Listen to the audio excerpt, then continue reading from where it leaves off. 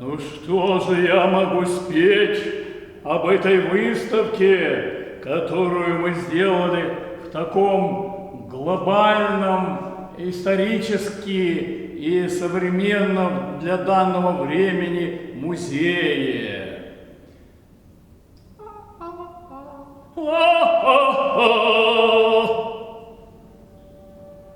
Ну что же, музей сделан потрясающе, сохранена история. Вот, собрались очень интересные люди, которые работают. Вот Андрей Духовников, это дух русского авангарда в музее. Вот его помощник Максим и все, кто нам помогал, мы им очень благодарны. Это вообще прекрасные работники, они именно музейные работники. Да, это точно. Слово сотрудникам музея!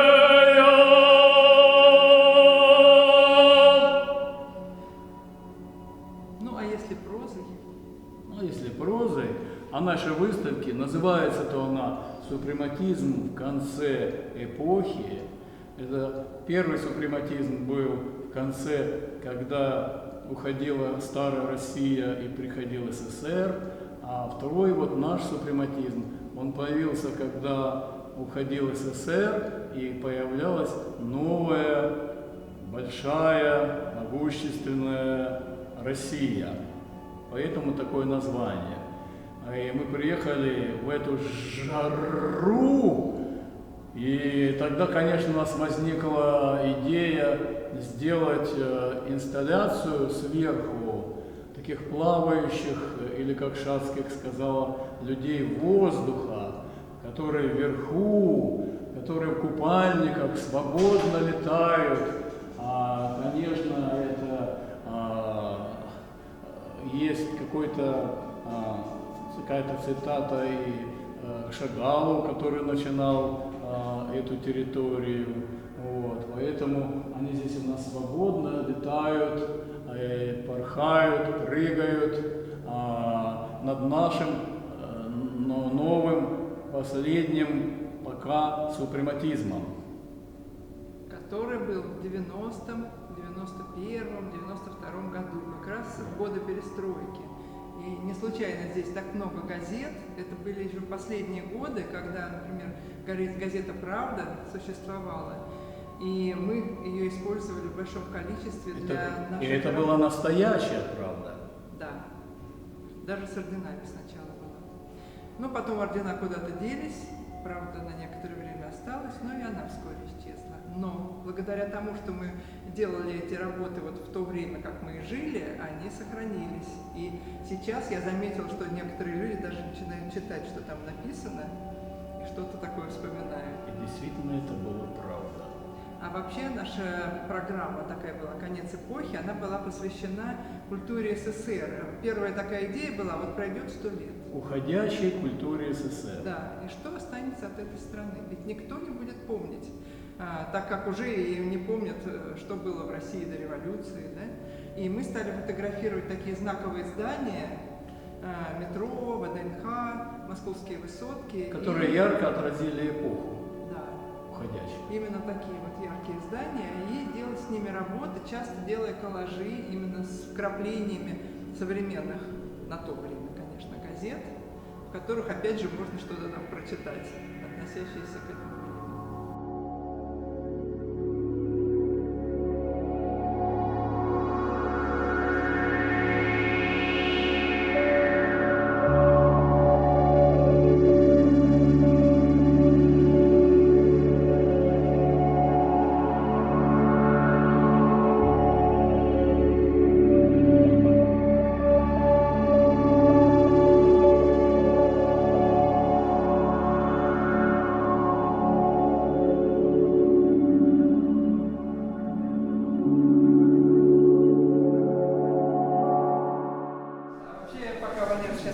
Я хотела бы сказать, что мы действительно просто восхищены вашим музеем,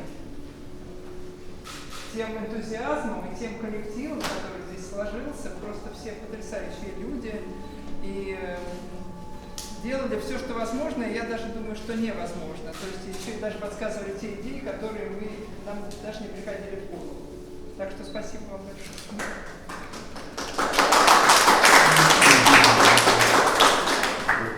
Мы сделали каталог, удалось нам все-таки сделать небольшой тираж каталога, вот, с хорошим дизайном.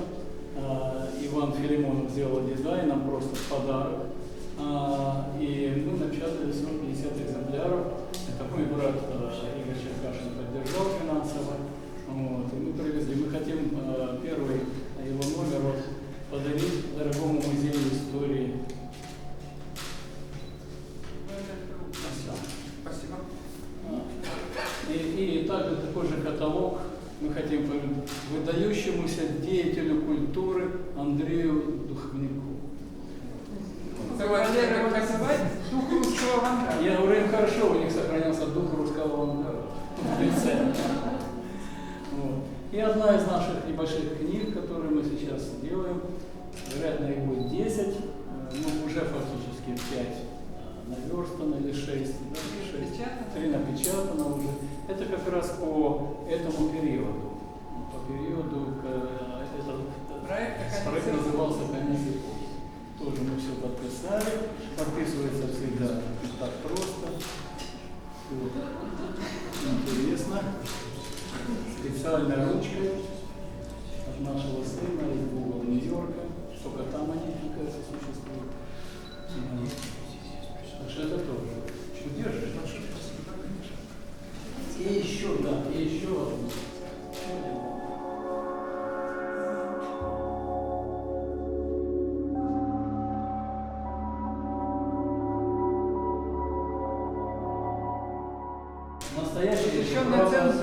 Настоящий еще правда 88 года, только все начинается. Вот, еще никто не знает, чем это обернется. Так что Большое спасибо.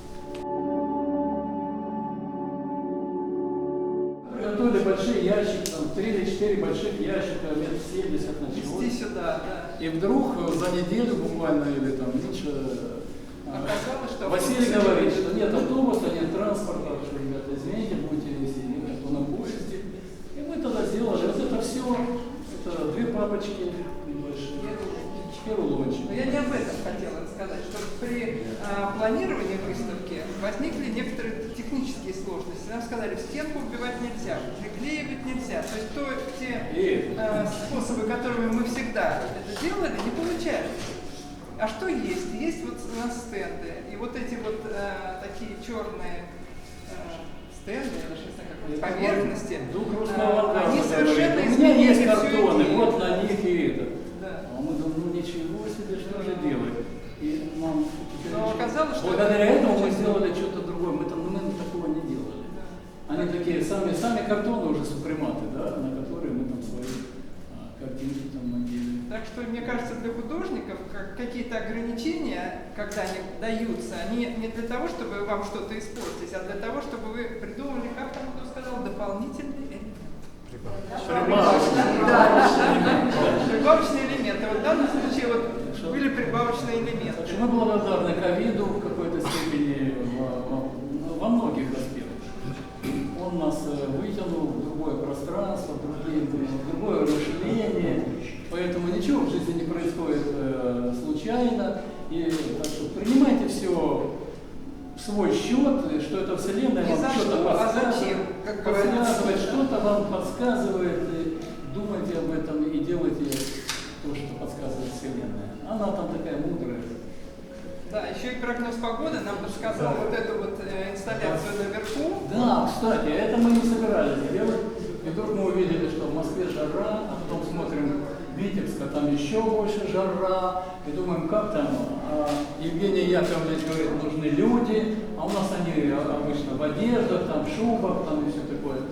И мы думаем, ну это невозможно. И вот эта жара нам подсказывает, мы делаем инсталляцию из плавающих людей. Это работа 93-го года. Люди воздух. Люди воздуха. Александра Шацких назвала люди воздуха.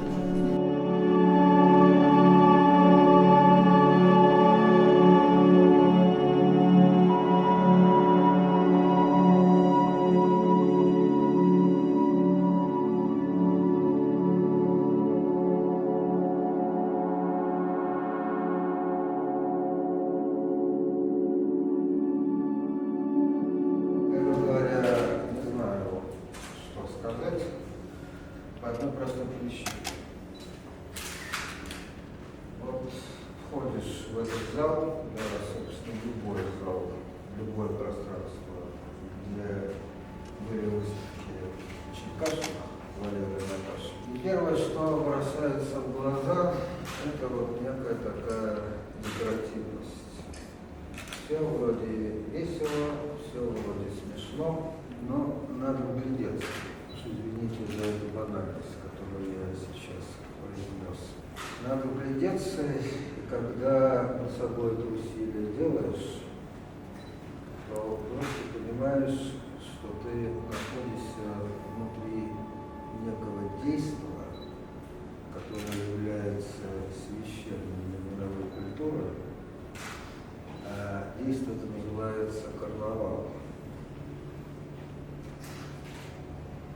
Это тот день, та неделя, а может быть месяц, а в некоторых случаях, когда речь идет о каких-то огромных изменениях в социально-политическом устройстве государства, может продолжаться годы. Это то действие, когда люди для того, чтобы отодвинуть от себя мысль о, может быть, неминуемой трагедии, веселятся, пытаясь забыть все, что их окружает. Пир во время чумы. Но забывают о том, что их окружают, как правило, люди простые, а не те люди, которым свойственна рефлексия, неважно какая, научная или художественная. Черкашины – те авторы, те художники, которым эта рефлексия свойственна в высочайшей степени. Потому что они в своем творчестве вернулись к истокам или к одному из истоков. Даже если это исток один из многих, он может быть один из самых плодотворных, многообещающих и мощных. Они вернулись к искусству авангарда. А моя точка зрения сводится к тому, что существуют некие мировые культурные процессы, в результате которых совершенно не важно, кто был первым, а кто стал вторым. Слишком все сложно, слишком все запутано. Да и вообще, как известно, Пушкин был урод, толстолюбец, дуэлянт, за что жизнью поплатился. Мы как бы, Александр Сергеевич, как обладатели этих замечательных человеческих свойств, или как гения русской поэзии, на творчестве которого вся отечественная культура построена. Я все-таки думаю, что большинство из присутствующих здесь почему-то второе. На что-то намекает. Вот на это я не намекаю. Я намекаю на то, что когда люди отдают себе отчет в конце 80-х и 90-х годах, уже минувшего столетия, что время, которое переживал в то время еще Советский Союз, это время таких же глобальных перемен в мире всего человечества, какие случились за 80-70 лет до этого времена художников русского авангарда. И совершенно не случайно обращение Черкашина в своих формальных исканиях и в своих формах презентации своего творчества именно к этим истокам. История повторилась. И как опять-таки все мы прекрасно знаем, если кто-то возьмет на себя смелость опровергнуть эту истину, мы будем очень признать. История первый раз трагедия, а второй раз она повторяется как фарс. Вот извольте присутствовать на одном из актов этого фарса.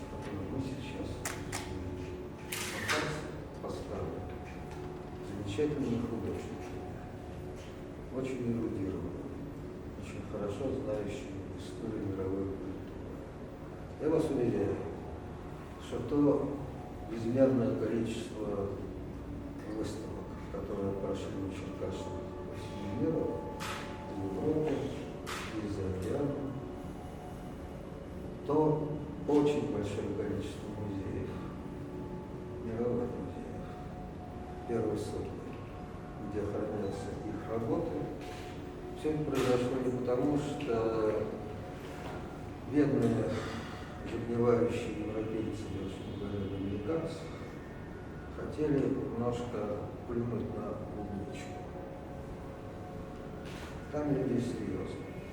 Что-то они знают в мировой истории, в истории искусства, кто был первый и кто станет последним. И более того, мы увидим, что последнего не будет. Это очень обнадеживает. А на этом я завершаю. Спасибо вам, ребята.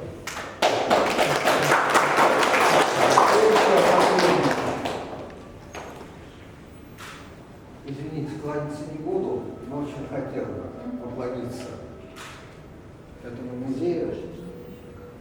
Могу повторить то, что говорил 2 года назад на открытии выставки в этом же зале, в этих же стенах, в этом же пространстве, выставки Александра Михайловича Прочь.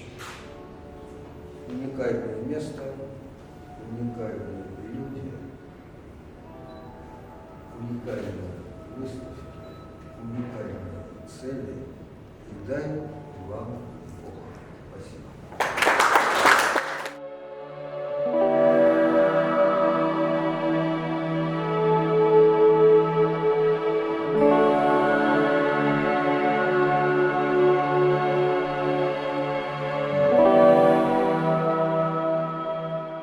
Хотелось бы начать вот с этого нашего каталога. Вот это год с лишним назад, уже почти 1,5, боже, кажется, что мы совсем недавно, вот буквально, может быть, месяц назад праздновали столетие УНОЭСа здесь, в этих стенах. И Валера с Наташей делали вот этот перформанс в культовом для нас месте. Это вообще само по себе здание культовое, да, и все, что с ним связано 100 лет назад и сейчас, и вообще. И то, что этот музей, вы же знаете, что это чудо и чудес, потому что, наверное, это не должно было быть. Да, сохранился. Да, это чудо и чудес на самом деле. И в этом абсолютно культовом месте есть еще одно культовое место, которое мы с Андреем Эриковичем называем «Сердце Лисицкого». Это вот эта фреска клином красным и белым, напольная фреска, которая, клин – это на самом деле образ сердца.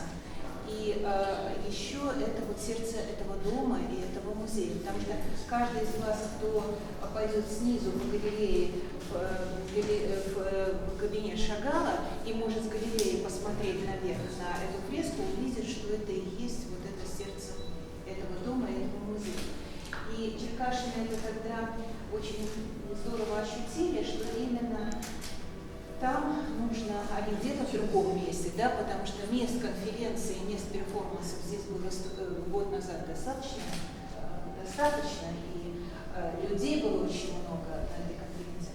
Вот они выбирают именно это место и используют его не ради собственной презентации, хотя каждый художник это прежде всего собственная презентация и собственный портрет, да, всегда. О чем бы художник ни говорил, и какой бы пейзаж или натюрморт он ни писал, то все равно будет его портрет.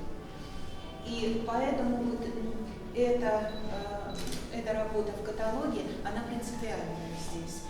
И еще, может быть, это Валерина мысль, а может быть, это мысль дизайнера, что именно эта работа за каталог заканчивается, он как бы подводит итог вот этого разговора о супрематизме в конце 20 века. Это один момент. То есть вот мы как бы с этого начинаем, да, с роли Черкашиных в этом музее и вот в том пространстве, о котором мы говорим, и о времени, в котором мы присутствуем сейчас. И, конечно, вот этот вот момент, который для нас принципиально важен, это 3 супрематических цвета, когда вот они, собственно говоря, казалось бы, это так традиционно, это так просто, и вместе с тем это всегда поражает. Это использование этих 3 малярических цветов всегда поражает. И, безусловно, вот это начало, вы видите, что в каталоге и на стене в реале красный цвет играет совершенно по-другому. Вот как выглядит вот эта плоскость здесь, да, когда это красная правда, черная правда и крест правды.